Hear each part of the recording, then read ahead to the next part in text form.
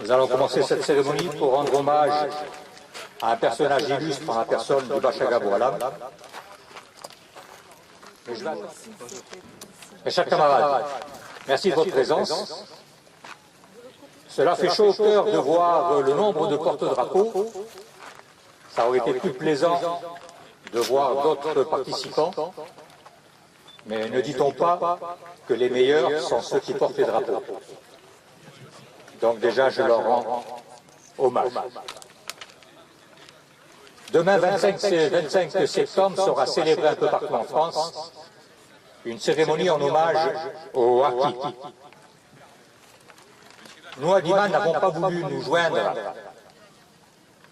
à cette cérémonie du 25 septembre, tout au moins sur hier, pour la bonne raison que nombre de cérémonies du 25 septembre pour les Harkis sont commanditées par des maires de tendance gaulliste. Or, c'est un petit peu un contresens dans la mesure où on sait que le plus grand traître de la Ve République, ce n'est pas moi qui dis, mais un journaliste politologue qui l'a inscrit, le général de Gaulle, a fait assassiner des dizaines de milliers de Harkis. Aujourd'hui, les maires ont bonne tenue de venir vouloir se faire pardonner.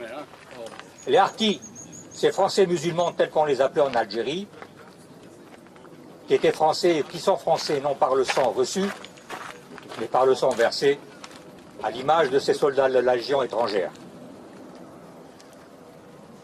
On leur a jeté un os le 25 septembre, de la même manière qu'on a jeté un os aux Français d'Algérie le 5 décembre, date qui ne correspond strictement à rien. Il aurait peut-être mieux valu opter pour une date du 16 octobre, la date du 16 octobre étant le retour des cendres du soldat inconnu de la guerre d'Algérie. Nous, à Dima Braf, ne souhaitons pas côtoyer tous ces maires. Cet immonde personnage qui n'a pas hésité à emprisonner un maréchal de France, à assassiner des soldats valeureux, à abandonner à la vindicte des égorgeurs du FLN, dont les enfants sont aujourd'hui en France, des dizaines de milliers d'Harkis, a cautionné le massacre de centaines de Français d'Oran le 5 juillet 1962. Quant à la gauche, porteuse de valises, elle n'a pas été en reste, traitant ses braves de collaborateurs et encensant leurs meurtriers. Le résultat de cet abandon fut l'assassinat de dizaines de milliers de confessions musulmanes, sous le regard parfois gêné de l'armée gaulliste l'arme au pied. Pire que tout, la malfaisante association FNACA, qui revendique fièrement ce 19 mars 1962 comme étant la fin de la guerre d'Algérie, a l'outrecuidance aujourd'hui de vouloir déposer des gerbes en hommage aux Harkis. Excusez-moi, mais dans ce pays, la France, on n'a encore rien vu. Décidément, la trahison indiscutable d'un seul homme a beaucoup plus séduit que l'honneur de tous ces hommes qui ont défendu le drapeau tricolore. C'est la raison pour laquelle nous avons opté pour rendre hommage à nos ex-compagnons de combat et à leur chef, le Bachaga Boualam, en ce lieu et site exceptionnel. Bachaga signifiant caïd des services civils, c'est-à-dire le chef des 24 tribus arabes des Beni Boudouane, situées dans le massif de Loarsenis. Notre camarade Jean-Pax Meffré a rendu hommage qui va suivre. Écoutons-le. Drapeau, garde à vous, portez drapeau.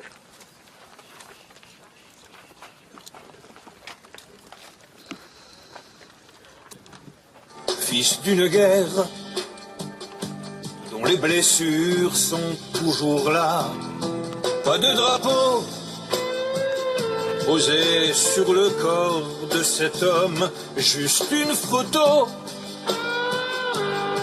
de ses copains en uniforme, une vieille image qu'il a conservée toute sa vie comme un hommage à ceux qui sont morts dans l'oubli. C'est une histoire qu'on ne raconte pas tous les jours. Elle fait partie des grands silences qui entachent l'histoire de France. C'est une histoire qu'on ne raconte pas tous les jours. Ce chant berbère, c'est pas seulement un chant d'amour.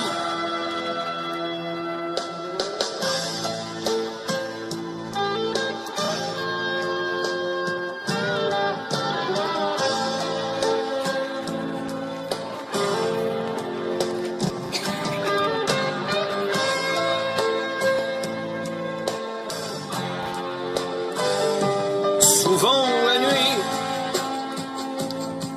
y retrouver en mauvais rêve le sang, les cris, les plaintes des harkis qu'on achève face au calvaire. Les soldats restaient, l'arme aux pieds, l'ordre était clair. Il ne fallait pas les sauver, c'est une histoire qu'on ne raconte pas tous les jours.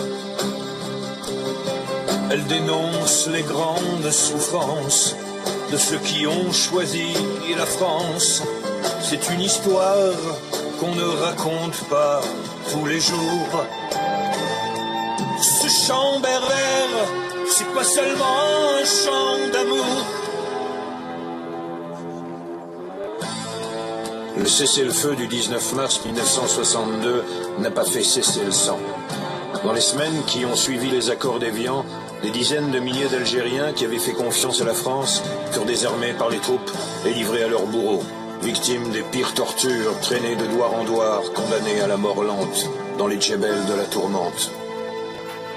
Sur les 200 000 hommes engagés aux côtés des unités régulières de l'armée française, seulement 40 000 d'entre eux purent rentrer en France avec leurs familles, souvent grâce à des initiatives personnelles d'officiers français qui avaient enfreint les ordres. Ces rescapés furent parqués avec femmes et enfants dans des baraquements sordides, des camps grillagés de barbelés. Certains y sont encore. Et cette histoire qu'on ne raconte pas tous les jours, elle demande la reconnaissance de ceux qui ont cru en la France, une façon de saluer cette bravoure. Ce chant berbère, faut qu'il ne soit qu'un chant d'amour.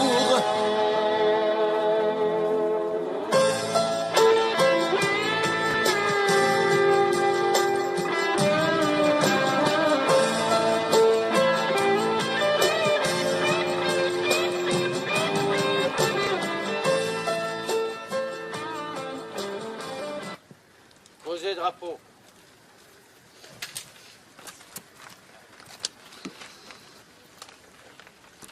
Je pense que vous avez retenu les paroles de cette chanson qui est émouvante et qui en 4 minutes retrace tous les événements et tout ce qu'ont vécu les harkis. Faut-il rappeler également le parcours de cet homme exceptionnel que fut le Bachaga Boualam. Son père, son grand-père proche d'Abdelkader, s'était rangé aux côtés de la France et aucun des deux ne l'a trahi. Saïd Boualam suivit le même parcours. Les enfants de troupe, puis la campagne 39-40 en tant que soldat, puis officier. Il devient capitaine au 1er régiment de tirailleurs algériens. Il est nommé caïd, puis Bachaga dans le fief familial des Béni Boudouane, ces guerriers dont nombreux participèrent aux campagnes d'Italie, de France, d'Allemagne, d'Indochine. Il est élu maire du village de Lamartine et parvient au grade de colonel. Il obtiendra la médaille de commandeur de la Légion d'honneur à titre militaire. Pour s'opposer au FLN, il lève une toute première arca destinée à défendre son territoire contre le FLN. Le 5 juin 1956, ce sont ces harkis qui surprennent le maquis de 8 hommes commandé par l'aspirant Henri Maillot, déserteur avec ses armes et membre du Parti communiste algérien, près de Lamartine dans la région d'Orléansville. Henri Maillot est tué avec 4 membres du groupe, dont un autre Européen, Maurice Laban, membre lui aussi du Parti communiste algérien.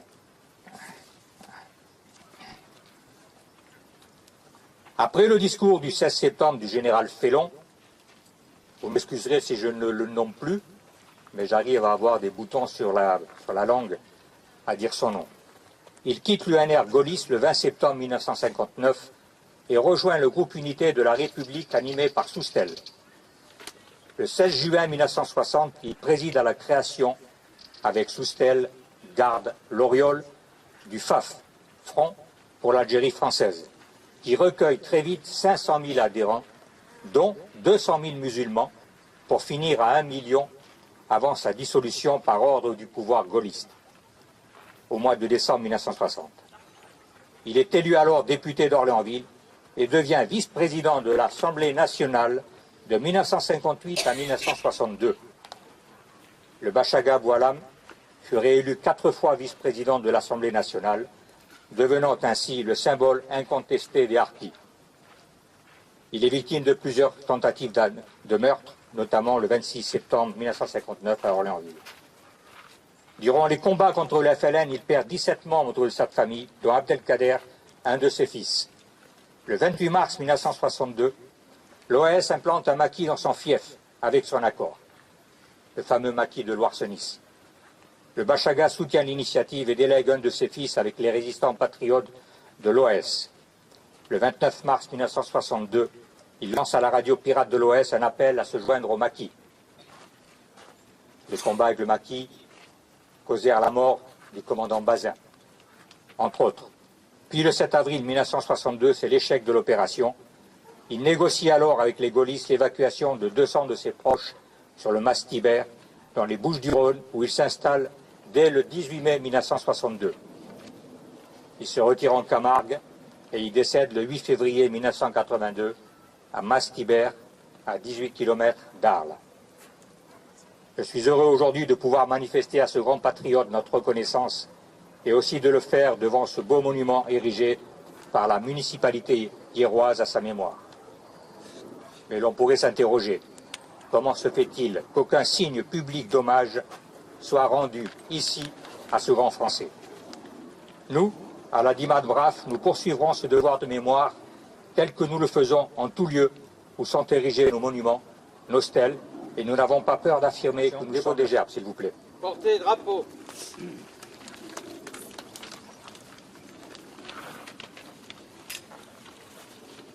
Gerbe de la Dima, tu veux la prendre, Jean-Pierre?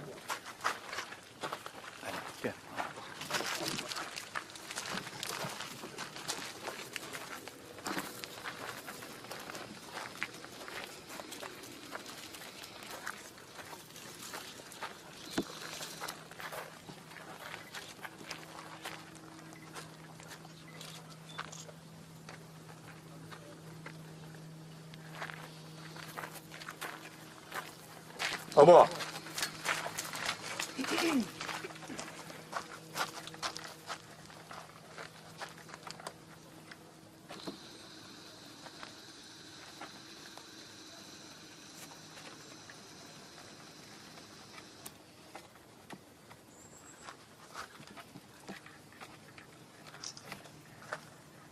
Derrière.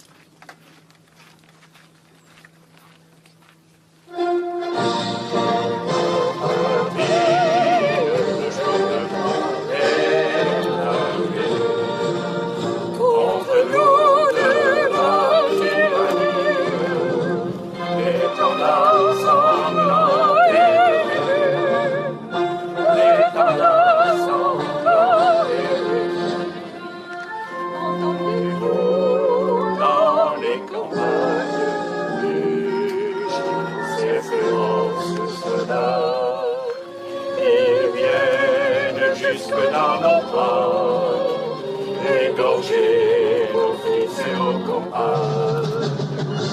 Nos âmes citoyennes, formées par Guillaume,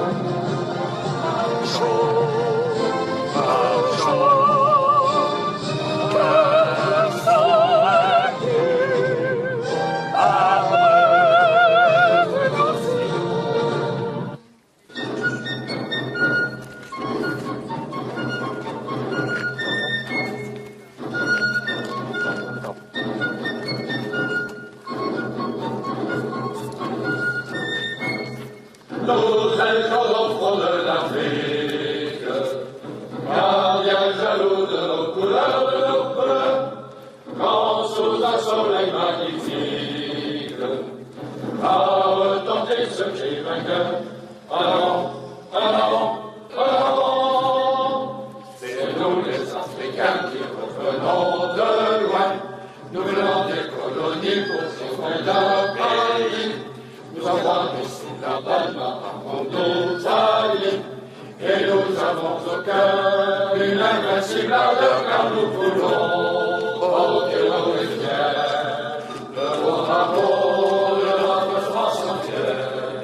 Et si quelqu'un voulait aller toucher, nous serions là pour mourir à ses pieds par les tambours, à nos amours, pour le pays, pour la patrie, pour les Romains, sur les Africains, pour le salut de notre empire.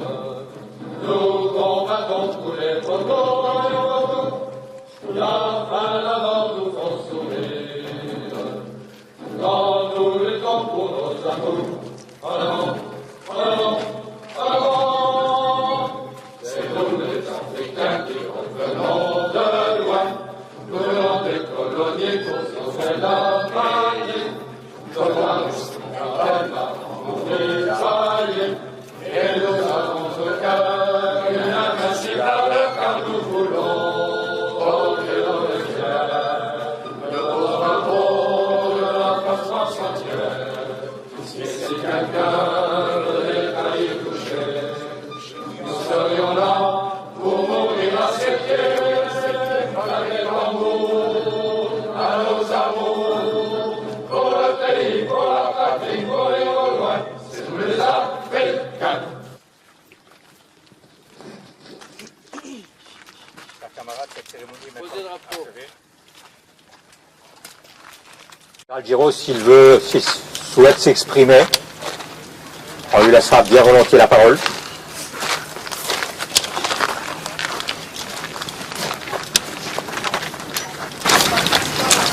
Je n'ai rien à ajouter au plan historique à ce qui a été formidablement rappelé par vous. Mais je voudrais insister sur un point. C'est que ces cérémonies, ce sont des cérémonies qui sont inscrites sous le signe de la fidélité. Et c'est cela qui compte, c'est la fidélité. La fidélité à nos morts, la fidélité à nos idées, la fidélité à notre pays. Et c'est pourquoi, dans la famille du général Giraud, que j'ai ici l'insigne honneur devant vous de représenter. Nous nous faisons un honneur de magnifier cette fidélité. Et nous nous faisons aussi un devoir d'accuser celui qui a accepté, qui a voulu intentionnellement détacher un morceau de France de notre pays et qui a abandonné aux égorgeurs que nous retrouvons encore aujourd'hui sur notre sol et ailleurs, qui a livré à ces égorgeurs des Français, et des Français qui s'étaient inscrits dans la fidélité à notre pays, non par le sang reçu, vous aviez raison, mais par le sang versé, et qui ont fait verser le sang de leurs enfants, le sang de leurs femmes et leur propre sang. Alors voyez-vous, tous ces hommes, toutes ces femmes, tous ces enfants, ils ont droit à notre fidélité. Et c'est pourquoi des cérémonies telles que celle d'aujourd'hui à laquelle, avec mon épouse, nous assistons pour la première, mais nous pouvons vous le promettre, pas pour la dernière fois. Ces cérémonies vont continuer, car il ne faut jamais oublier à la fois la félonie de l'homme qui nous a amenés à cette situation épouvantable, mais aussi et surtout, dirais-je, le souvenir de tous ces Françaises, de tous ces Français qui ont été abandonnés et laissés à la vindicte de notre ennemi. Un ennemi qui, faut-il le rappeler, avait été vaincu par l'armée française. L'armée française qui a subi des déchirements épouvantables, là aussi, uniquement par le fait de cet homme qui a emprisonné les meilleurs officiers que nous avions, qui ont croupi en prison comme des criminels, comme des assassins, alors qu'ils avaient voulu une seule chose, c'était tenir leur parole, tenir leur fidélité à leurs hommes, à leurs soldats, à leur patrie. Je vous remercie. C'est nous qui vous remercions. Merci infiniment.